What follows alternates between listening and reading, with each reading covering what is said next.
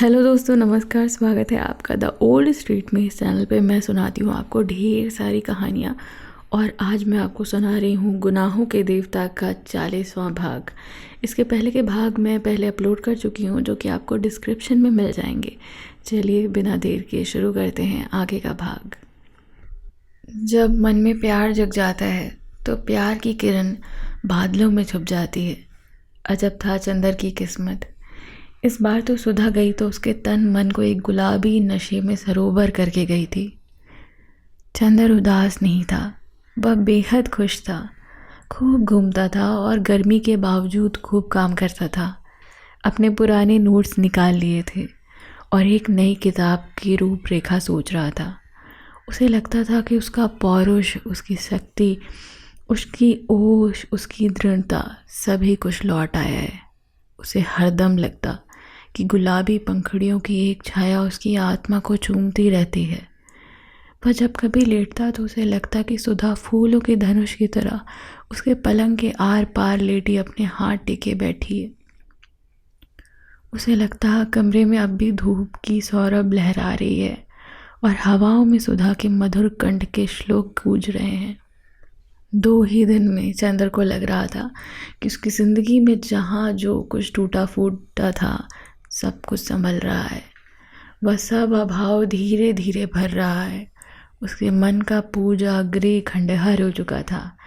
सहसा उस पर जैसे किसी ने आंसू छिड़क कर जीवन के वरदान से अभिव्यक्त कर दिया। पत्थर के बीच दबे पिसे हुए पूजा गीत फिर से स्वस्वर हो उठे थे। मुरझाए हुए फूल पंखुड़ियों में फिर से रस छलक आया था और रंग चमक उठे थे। धीरे धीरे मंदिर का कंगूरा फिर सितारों से समझौता करने के लिए तैयारी करने लगा था।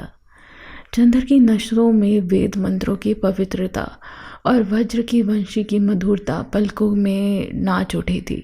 सारा काम जैसे कि वह अदृश्य आत्मा की आज्ञा मान के करता था। वह आत्मा सिवाय सुधा के और भला किसकी थी? वह सुधा में हो रहा था। उसके कदम कदम में, बात बात में, सांस सांस में सुधा का प्यार फिर से लौट आया था। तीसरे दिन बिनती का एक पत्र आया। बिनती ने उसे दिल्ली बुलाया था और मामा जी डॉक्टर शुक्ला भी चाहते थे कि चंदर कुछ दिन के लिए दिल्ली चला आए तो अच्छा है। चंदर के लिए कुछ कोशिश भी कर रहे थे। उसे लिख दिया था कि वह मई के अंत में या जून के प्रारंभ में आएगा और बिंदी को बहुत बहुत सा स्नेह। उसने सुधा के आने की बात नहीं लिखी क्योंकि कैलाश ने मना कर दिया था। सुबह चंदर गंगा नहाता, नई पुस्तकें पढ़ता, अपनी नोट्स दोहराता, दोपहर को सोता और रेडियो बजाता, शाम को घूमता और सिनेमा देखता, सोते वक्त कविताएं पढ़ता और सुधा के प्यार के बादलों में मुंह छुपाकर सो जाता। जिस दिन कैलाश जाने वाला था उसी दिन उसका एक पत्र आया कि वह और सुधा दिल्ली आ रहे हैं। शंकर भैया और नीलू उसे पहुंचाने बम्बई जाएंगे। चंदर सुधा के इलाहाबाद जाने का जिक्र किसी को भी नहीं लिखे और यह उसके और चंदर के बीच की बात थी। खत के नीचे सुधा की कुछ लाइनें थी।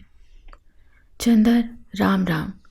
तुमने मुझे जो साड़ी दी है वह क्या अपनी भाभी श्रीमती के नाप की थी? वह मेरे घुटनों तक आती है। बूढ़ी होकर घिस जाऊंगी तो उसे पहनना करूंगी।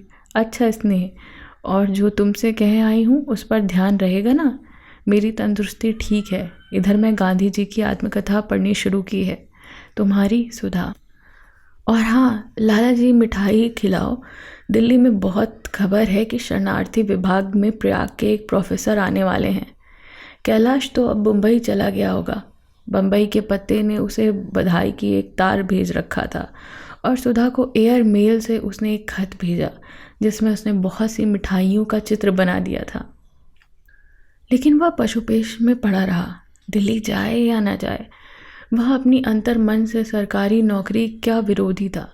उसे तत्कालीन भारतीय सरकार और ब्रिटिश सरकार में ज़्यादा अंतर नहीं लगता था। फिर हर दृष्टिकोण से वह समाजवादियों के अधिक समीप था। और अब तो वह सुधा से वादा कर चुका था कि वह काम करेगा, ऊंचा बनेगा, प्रसिद्ध होगा। लेकिन पद स्वीकार करके ऊंचा बनना उसके चरित्र के विरुद्ध था। किंतु डॉक्टर शुक्ला कोशिश कर रहे थे। चंदर केंद्रीय सरकार के किसी ऊंचे पद पर आए, यही उनका सपना था। चंदर को कॉलेज की स्वच्छंद और ढीली नौकरी पसंद थी। अंत में उन्होंने यह सोचा कि पहले नौकरी स्वीकार कर लेगा, बाद में फिर कॉलेज चला जाएगा। एक दिन रात को जब वह बिजली बुझाकर किताब बंद कर सीने पर सर रखकर सितारों को देख रहा था तो सोच रहा था कि अब सुधा दिल्ली लौट गई होगी। अगर दिल्ली रह गया तो बंगले में किसे टिकाया जाएगा। इतने में किसी व्यक्ति ने फाटक खोलकर बंगले में प्रवेश किया। उसे ताज्जुब हुआ कि इतनी रात को कौन आ सकता है, और वह भी साइकिल लेकर। उसने बिजली जला दी। तार वाला था। साइकिल खड़ी कर तार वाला लॉन पर गया था और तार दे दिया। दस्तखत करने से उसका लिफाफा फाड़ा। तार डॉक्टर साहब का था। लिखा था, अगली ट्रेन से फ़ौरन चले आओ। स्टेशन पर सरकारी कार स्लेटी रंग की। उसके मन में फ़ौरन कहा, चंदर, हो गए तुम केंद्र में। उसकी आंखों से नींद गायब हो गई। वह उठा। अगली ट्रेन सुबह 3 बजे जाती थी। 11 बजे थे। अभी 4 घंटे थे। उसने एक अटैची में कुछ अच्छे अच्छे सूट रख लिए, किताबें रखी और माली को सहेज कर चला गया। मोटर को स्टेशन से वापस लाने की दिक्कत नहीं होती। ड्राइवर अब नहीं था, अतः नौकर को अटैची देकर पैदल चल दिया। राह में सिनेमा से लौटता हुआ रिक्शा भी मिल गया। चंदन ने 2nd क्लास का टिकट लिया और ठाठ से चला। कानपुर में उसने सादी चाय पी और इटावा में रेस्टोरेंट बार में जाकर खाना खाया। उसके बगल में मारवाड़ी दंपति बैठे थे जो 2nd क्लास का किराया खर्च करके प्रायश्चित स्वरूप 1 आने की पकौड़ी और 2 आने की दाल मोठ से उधर पूर्ति कर रहे थे। हाथरस स्टेशन पर एक मज़ेदार घटना घटी। हाथरस में छोटी और बड़ी लाइनें क्रॉस करती हैं। छोटी लाइन ऊपर पुल पर खड़ी होती है। स्टेशन के पास जब ट्रेन धीमी हुई तो सेठ जी सो रहे थे। सेठानी जी ने बाहर झांक कर देखा और निसंकोच उनके पृथुल उदर पर कर प्रहार करके कहा, हो देखो, रेलगाड़ी के सर पर रेलगाड़ी। सेठ एकदम चौंक कर जागे और उछलकर बोले, बाप रे बाप, उलट गई रेलगाड़ी। जल्दी सामान उतार, लुट गए राम, ये तो जंगल है। कहते थे जेवर न चले जाएं। चंदर खिलखिलाकर हंस पड़ा। सेठ जी की परिस्थिति समझी और चुपचाप बैठ गए। चंदर करवट बदलकर फिर पढ़ने लगा। इतने में ऊपर की गाड़ी से उतरकर कोई औरत हाथ में एक गठरी लिए आई और अंदर जो ही घुसी कि मारवाड़ी बोला, बुढ़ी, यह 2nd क्लास है। होए, 2nd 3rd तो सब गोविंद की माया है बच्चा। चंदर का मुंह दूसरी ओर था, लेकिन उसने सोचा गोविंद जी की माया का वर्णन और विश्लेषण करते हुए रेल के डिब्बों के वर्गीकरण को भी माया जाल बताना शायद भागवतकार की दिव्य दृष्टि से संभव होगा। लेकिन यह तो मारवाड़ी कोई सुधार तो थी नहीं तो वैष्णव साहित्य और गोविंद जी की माया का भक्त होता। जब उसने कहा गार्ड साहब को बुलाऊंगा तो बुढ़िया गरज उठी, बस बस चल हुआ से, गार्ड तो दामाद लगत है जान कोई मुटका कहीं को। चंदर हंस पड़ा, कम से कम गाली की नवीनता पर। दूसरी बात, गाड़ी उस समय ब्रिज क्षेत्र में थी। वहाँ की वह अवधि का सफल वक्ता कौन है? उसने घूमकर देखा। एक बुढ़िया थी। सिर मुड़ाए। उसने कहीं देखा नहीं इसे। कहाँ जाओगी माई? कानपुर जाबे।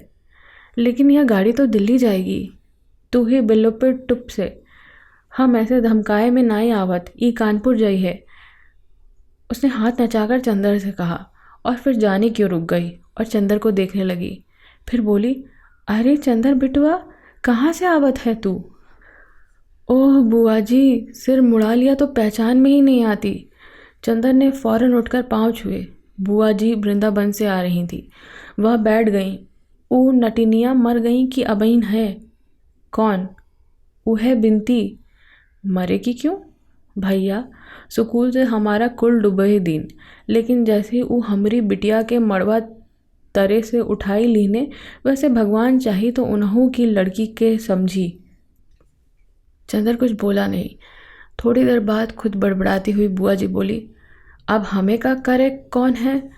हम सब मोह माया त्याग दिया, लेकिन हमरे त्याग में कछु समर्थ है तो सकुल को बता मिले हैं। कानपुर की गाड़ी आई तो चंदर खुद उन्हें बिठा लाया। विचित्र थी बुआ जी, बेचारी कभी समझ ही नहीं पाई कि बिनती को उठाकर डॉक्टर साहब ने उपकार किया था या अपकार। और मज़ा तो यह है कि एक ही वाक्य के पूर्वार्ध में मोह माया से विरक्ति की घोषणा और उत्तरार्ध में दुर्वासा का श्राप। हिंदुस्तान के सिवा ऐसे नमूने कहीं भी मुश्किल से देखने मिलेंगे। इतने में चंदर की गाड़ी ने सीटी दी। वह भागा। बुआ जी ने चंदर का ख्याल छोड़कर अपने बगल के मुसाफिर से लड़ना शुरू कर दिया। वह दिल्ली पहुंचा। 2-3 साल पहले भी वह दिल्ली आया था, लेकिन अब दिल्ली स्टेशन की चहल पहल ही दूसरी थी। गाड़ी घंटा भर लेट थी। 9 बज चुके थे। अगर मोटर ना मिली तो फिर इस मशहूर सड़क पर डॉक्टर साहब का बंगला था कि चंदर को विशेष दिक्कत ना होती। लेकिन जो ही वह प्लेटफॉर्म से बाहर निकला तो उसने देखा जहाँ मरकरी की बड़ी सर्च लाइट लगी है, ठीक उसी के नीचे स्लेटी रंग की शानदार गाड़ी खड़ी है, जिसके आगे पीछे क्राउन लगा था और सामने तिरंगा। आगे लाल वर्दी पहने एक खान समा बैठा था और पीछे एक सिख ड्राइवर खड़ा था। चंदर का सूट चाहे जितना अच्छा हो, लेकिन इस शान के लायक तो नहीं था।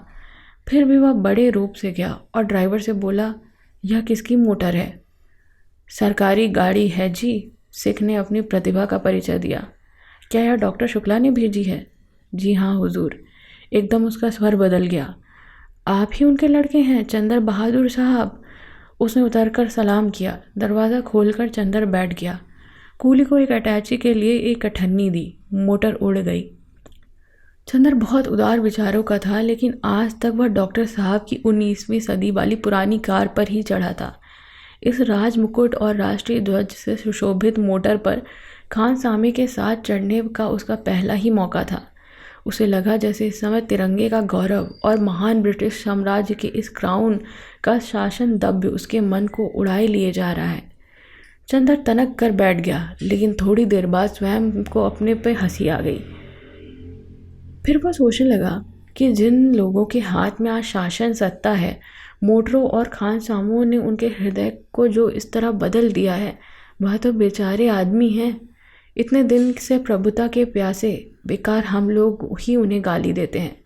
फिर चंदर उन लोगों का ख्याल करके हंस पड़ा। दिल्ली में इलाहाबाद की अपेक्षा कम गर्मी थी। कार एक बंगले के अंदर मुड़ी और पोर्टिको में रुक गई। बंगला नए सादे अमेरिकन ढंग से बना हुआ था। खान सामे में उतर कर दरवाज़ा खोला। चंदर उतर पड़ा। ड्राइवर ने हॉर्न दिया। दरवाज़ा खुला और बिनती निकली। उसका मुंह सूखा हुआ था, बाल अस्त व्यस्त थे और आंखें जैसे रो रो कर सूज गई थी। चंदर का दिल धक से होया है। राह भर के सुनहरे सपने टूट गए। क्या बात है बिनती, अच्छी तो हो? चंदर ने पूछा। आओ चंदर, बिनती ने कहा और अंदर जाते ही दरवाज़ा बंद कर लिया।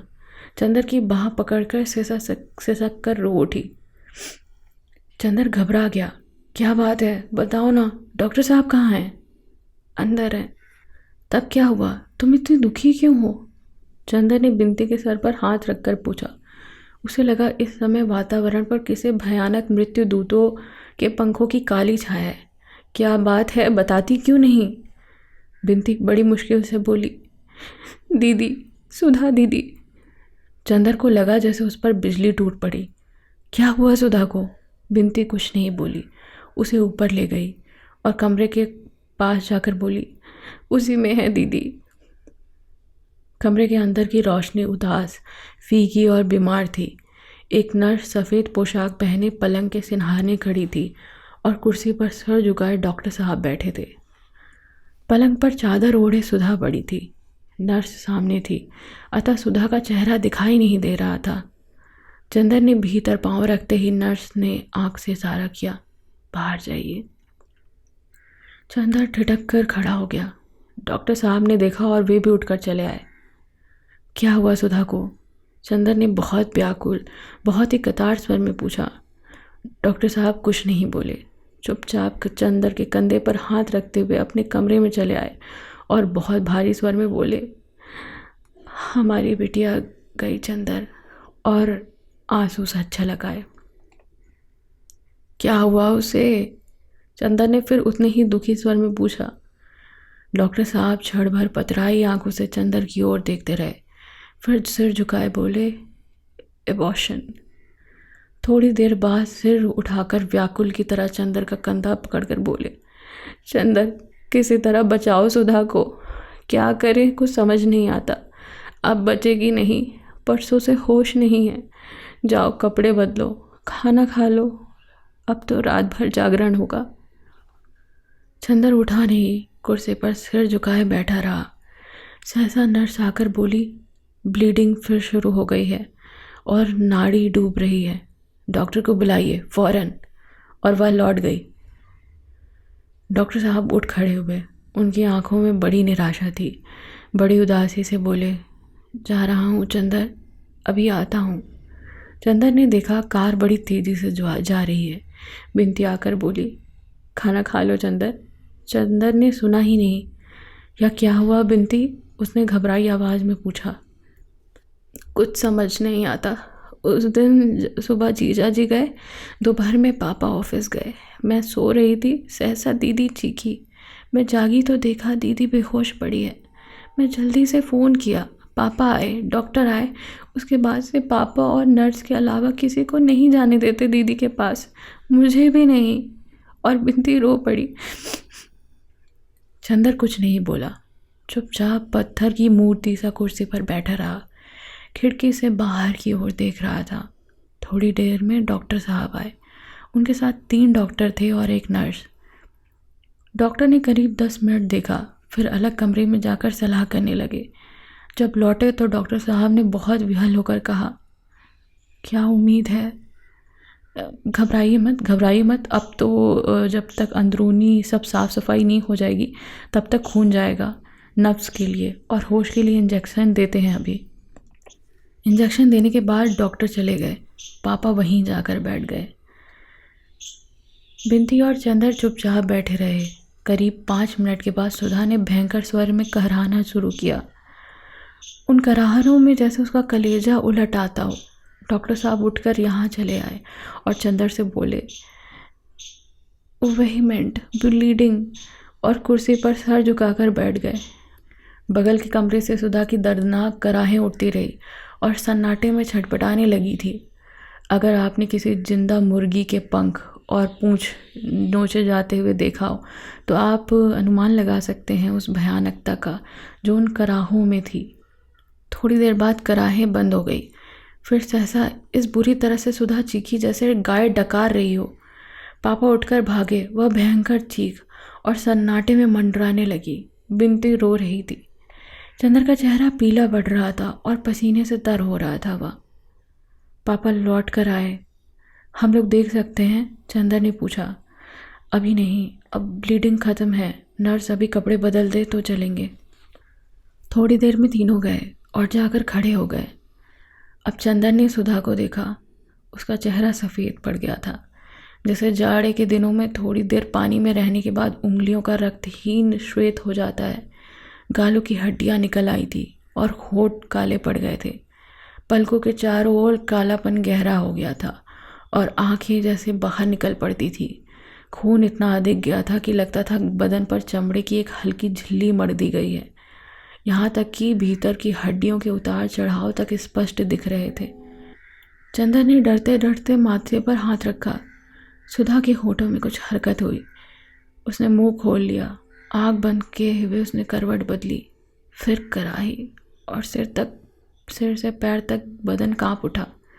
नर्स ने नाड़ी देखी, कहा, अब ठीक है, कमज़ोरी बहुत है। थोड़ी देर बाद पसीना निकलना शुरू हुआ। पसीना पोंछते पोंछते 1 बज गया।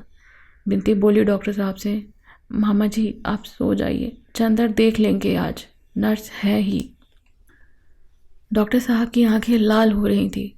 सबके कहने पर वह अपनी सीट पर लेट रहे। नर्स बोली, मैं बाहर आराम कुर्सी पर बैठ लूँ, कोई ज़रूरत हो तो बुला लेना। चंदर जाकर सुधा के सिरहाने बैठ गया। बिनती बोली, तुम थक आए हो, चलो तुम सो रहो, मैं देखती हूँ। चंदर ने कुछ जवाब नहीं दिया, चुपचाप बैठा रहा। बिनती ने सभी खिड़कियाँ खोल दी और चंदर के पास बैठ गई। सुधा सो रही थी चुपचाप। थोड़ी देर बाद बिनती उठी, घड़ी देखी, मुंह खोलकर दवा दी। सहसा डॉक्टर साहब घबराए हुए आए। क्या बात है सुधा, क्यों चीखी? कुछ नहीं, सुधा तो चुपचाप सो रही है, बिनती बोली। अच्छा, मुझे नींद में लगा कि वह चीखी है। फिर वह खड़े खड़े सुधा का माथा सहलाते रहे और फिर लौट गए। नर्स अंदर थी। बिनती चंदर को बाहर ले गई और बोली, देखो तुम कल जीजा जी को एक तार दे देना। लेकिन अब वह होंगे कहाँ? विशाखापट्टनम या कोलंबो में जहाजी कंपनी के पत्र तार दिलवा देना। दोनों फिर जाकर सुधा के पास बैठ गए। नर्स बाहर सो रही थी। 3:30 बज गए थे। ठंडी हवाएं चल रही थी। बिनती चंदर के कंधे पर सर रखकर सो गई। सहसा सुधा के होंठ हिले और उसने कुछ अस्फुट स्वर में कहा। चंदर ने सुधा के माथे पर हाथ रखा। माथा सहसा जलने लगा। चंदर घबरा उठा। उसने नर्स को जगाया। नर्स ने बगल में थर्मामीटर लगाया। तापमान 105 था। सारा बदन जल रहा था और रह रहकर वह कांप उठती थी। चंदर ने फिर घबराकर नर्स की ओर देखा। घबराइए मत, डॉक्टर अभी आएगा। लेकिन थोड़ी देर में हालत और बिगड़ गई और फिर उस तरह दर्दनाक कराहें सुबह की हवा में सिर पटकने लगी। नर्स ने इन लोगों को बाहर भेज दिया और बदन अंगोछने लगी। थोड़ी देर में सुधा ने चीख कर पुकारा, पापा। इतनी भयानक आवाज़ थी जैसे सुधा को नरक के दूत पकड़े ले जा रहे हैं। पापा गए। सुधा का चेहरा लाल था और वह हाथ पटक रही थी। पापा को देखते ही बोली, पापा चंदर को इलाहाबाद से बुलवा दो। चंदर आ गया है बेटा, अभी बुलाते हैं। जो ही पापा ने माथे पर हाथ रखा, सुधा चीख उठी, तुम पापा नहीं हो, कौन हो तुम? दूर हटो, छुओ मत। अरे बिनती। डॉक्टर साहब ने नर्स की ओर देखा। नर्स बोली। सुधा ने फिर करवट बदली और नर्स को देखकर बोली, कौन? गेसु, आओ बैठो। चंदर नहा रहा है, अभी बुलाती हूँ। अरे चंदर। और फिर हाँफने लगी। आंखें बंद कर ली और रोकर बोली, पापा तुम कहाँ चले गए थे? नर्स ने चंदर और बिनती को बुलाया। बिनती पास जाकर खड़ी हो गई। आंसू पोंछकर बोली, दीदी हम लोग आ गए। और सुधा की बाह पर हाथ रख दिया। सुधा ने आंखें नहीं खोली। बिनती के हाथ पर हाथ रखकर बोली, बिनती पापा कहाँ गए? खड़े तो हैं मामा जी। झूठ मत बोल कमबख्त। अच्छा ले, शरबत तैयार है, जा। चंदर स्टडी रूम में पढ़ रहा है, बुला ला ज़रा। बिनती फपक कर रो पड़ी। रोती क्यों है? सुधा ने करा कर कहा, मैं जाऊंगी तो चंदर को तेरे पास छोड़ जाऊंगी। जा चंदर को बुला ला, नहीं तो बर्फ घुल जाएगी। शरबत छान लिया है ना? चंदर आगे आया। रूंधे गले से आंसू पीते हुए बोला, सुधा आंखें खोलो, हम आ गए हैं सुधी। डॉक्टर साहब कुर्सी पर बड़े सिसक रहे थे। सुधा ने आंखें खोली और चंदर को देखते ही बहुत ज़ोर से चीखी, तुम ऑस्ट्रेलिया से लौट आए? झूठे, तुम चंदर हो? क्या मैं तुम्हें पहचानती नहीं? अब क्या चाहिए? इतना कहा तुमसे, इतना हाथ जोड़ी, मेरी क्या हालत है, लेकिन तुम्हें क्या? जाओ यहाँ से, वरना मैं अभी सर पटक दूंगी। और सुधा ने सर पटक दिया। नहीं गए? नर्स ने इशारा किया। चंदर कमरे से बाहर आया और कुर्सी पर सर झुकाकर बैठ गया। सुधा ने आंखें खोली और फटी फटी आंखों से चारों ओर देखने लगी। फिर नर्स से बोली, गेसु तुम बहुत बहादुर हो। तुमने अपने को बेचा नहीं, अपने पैरों पे खड़ी हो, किसी के आश्रय में नहीं हो। कोई खाना पीना देकर तुम्हें खरीद नहीं सकता गेसु। बिनती कहाँ गई? मैं खड़ी हूँ दीदी। हाँ अच्छा, पापा कहाँ हैं? सुधा ने कराह कर पूछा। डॉक्टर साहब उठकर आ गए। बेटा, बड़े दुलार से सुधा के माथे पर हाथ रखकर बोले। सुधा रो पड़ी। कहाँ थे पापा अभी तक तुम? हमने इतना पुकारा, न तुम बोले न चंदर बोला। हमें तो डर लग रहा था, इतना सूना था। जाओ, महाराजिन ने रोटी सेक ली है, खा लो। हाँ ऐसे बैठ जाओ। लो पापा, हमने नान खटाई बनाई। डॉक्टर शुक्ला रोते हुए चले गए। बिनती ने चंदर को बुलाया। देखा चंदर कुर्सी पर हथेली में मुंह छुपाए बैठा है। बिनती गई और चंदर के कंधे पर हाथ रखकर कहा। चंदर ने देखा और फिर सिर झुका लिया। चलो चंदर। दीदी फिर बेहोश हो गई। इतने में नर्स बोली, वह फिर होश में आई हैं, आप लोग वहीं चलिए। सुधा ने आंखें खोल दी थी। चंदर को देखते हुए बोली, चंदर आओ। कोई मास्टर ठीक किया तुमने?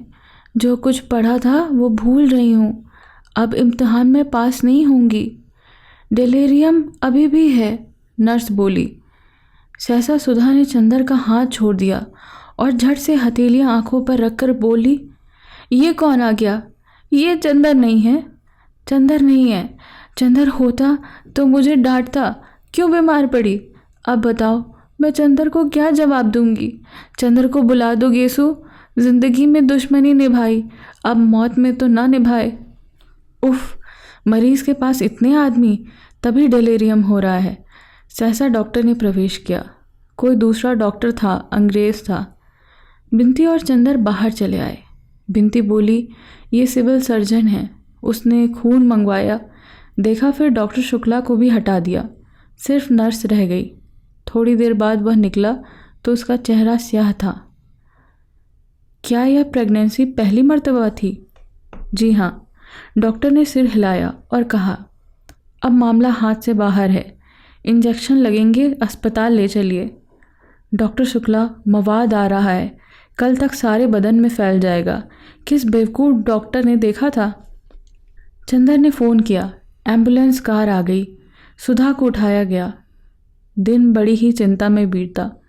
3-3 घंटे पर इंजेक्शन लग रहे थे।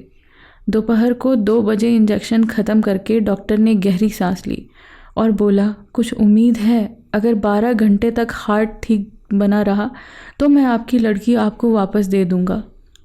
बहुत ही भयानक दिन था। बहुत ऊंची छत का कमरा, दलानों में टाट के पर्दे पड़े थे और बाहर गर्मी की भयानक लू हूँ हूँ करती हुई दानवों की तरह मुंह फाड़े दौड़ रही थी। डॉक्टर साहब सिरहाने बैठे थे, पथरीली निगाहों से सुधा के पीले मृतपाय चेहरे की ओर देखते हुए। बिनती और चंदर बिना कुछ खाए पिए चुपचाप बैठे रहे। रह रहकर बिनती सिसक उठती, लेकिन चंदर के मन पर पत्थर था। वह एक टक एक ओर देख रहा था। कमरे में के वातावरण में शांति थी। रह रहकर बिनती की सिसकियाँ, पापा की निश्वासें और घड़ी की निरंतर टिक टिक सुनाई पड़ रही थी। चंदर का हाथ बिनती की गोद में था। एक मूक संवेदना ने बिनती को संभाल रखा था। चंदर कभी बिनती की ओर देखता, कभी घड़ी की ओर। सुधा की ओर नहीं देख पाता। दुख अपनी पूरी चोट करने के वक्त अक्सर आदमी की आत्मा और मन को क्लोरोफॉर्म सुखा देता है। चंदर कुछ भी सोच नहीं पा रहा था। संज्ञा हत, नीरव, निश्चेष्ट। घड़ी की सुई अविराम गति से चल रही थी। सर्जन कई दफ़े आए। नर्स ने आकर टेम्परेचर लिया। रात को 11 बजे टेम्परेचर उतरने लगा। डॉक्टर साहब की आंखें चमक उठी। ठीक 12 बजे 5 मिनट पर सुधा ने आंखें खोल दी। चंदर ने बिनती के हाथ मारे खुशी के दबा लिए। बिनती कहाँ है? बड़े छीड़ स्वर में पूछा। सुधा ने आंखें घुमाकर देखा। पापा को देखते ही मुस्कुरा पड़ी। बिनती और चंदर उठकर आ गए। आहा चंदर, तुम आ गए। हमारे लिए क्या लाए? पगली कहीं की, मारे खुशी के चंदर का गला भर आया। लेकिन तुम इतनी देर में क्यों आए चंदर? कल रात को ही आ गए थे हम।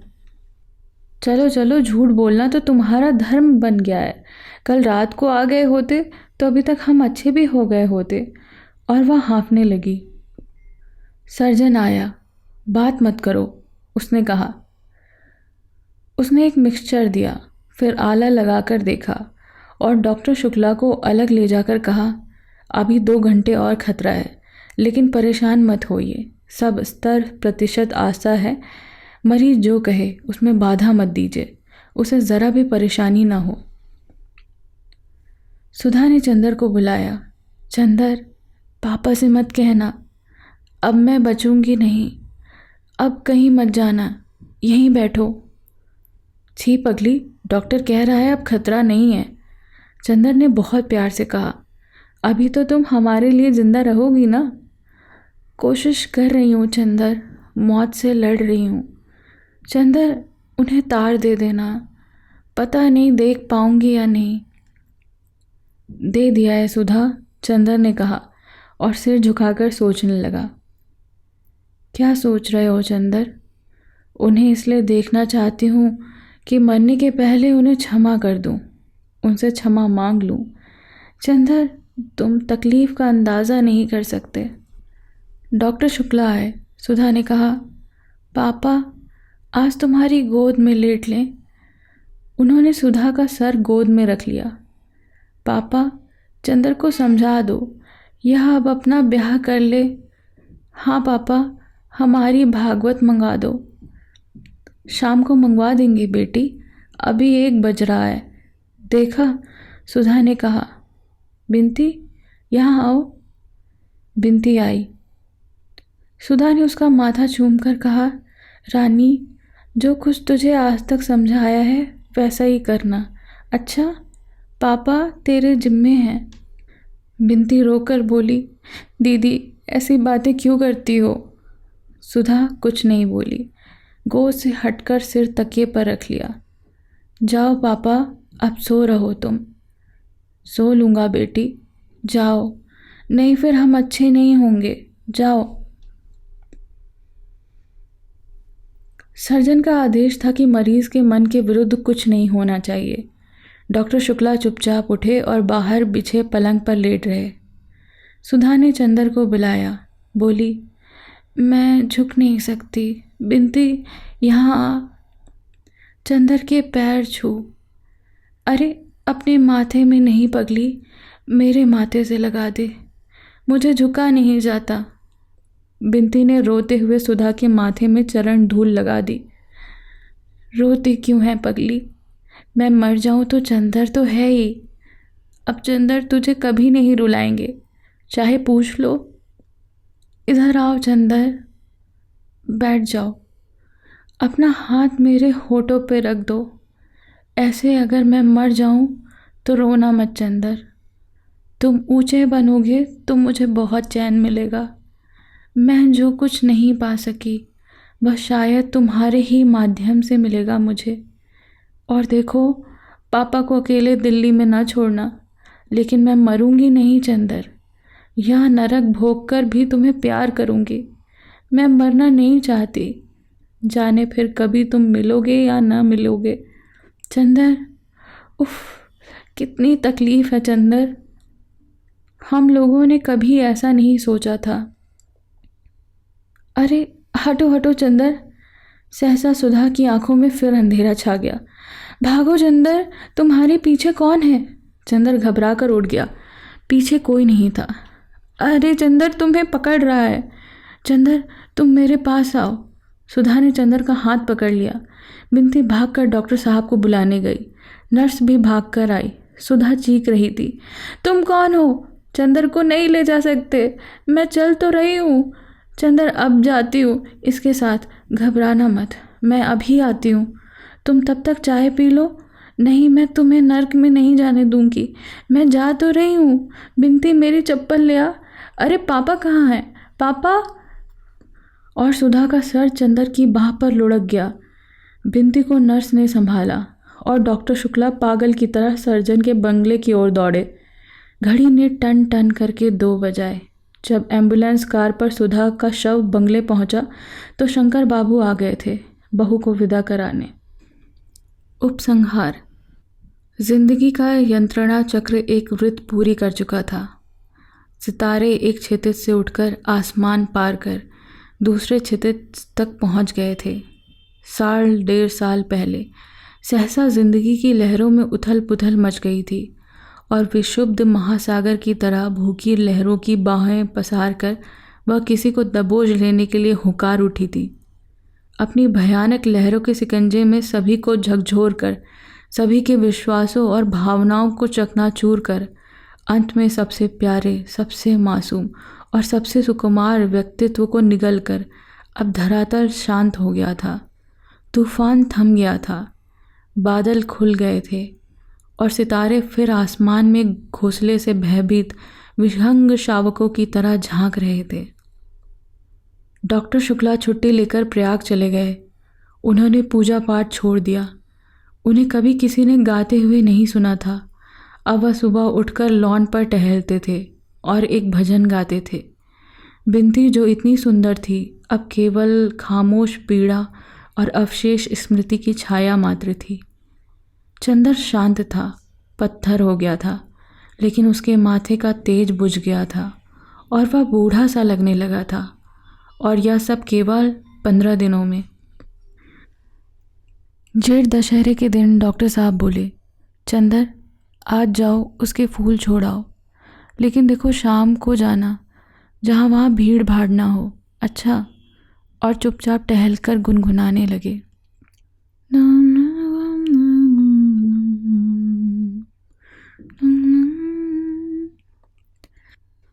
शाम को चंदर चला तो बिंती भी चुपचाप साथ हो ली। न बिंती ने आग्रह किया, न चंदर ने स्वीकृति दी। दोनों खामोश चल दिए। कार पर चंदर ने बिंती की गोद में गठरी रख दी। त्रिवेणी पर कार रुक गई। हल्की चांदनी मैले कफन की तरह लहरों की लाश पर पड़ी हुई थी।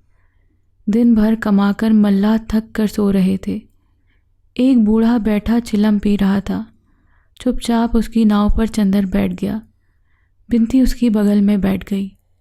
दोनों खामोश थे। सिर्फ पतवारों की छप छप सुनाई पड़ती थी। मल्लाह ने तख्त के पास नाव बांध दी और बोला, नहा ले बाबू। वह समझता था बाबू सिर्फ घूमने आए हैं। जाओ। वह दूर तख्तों की कतार की उस छोर पर जाकर खो गया।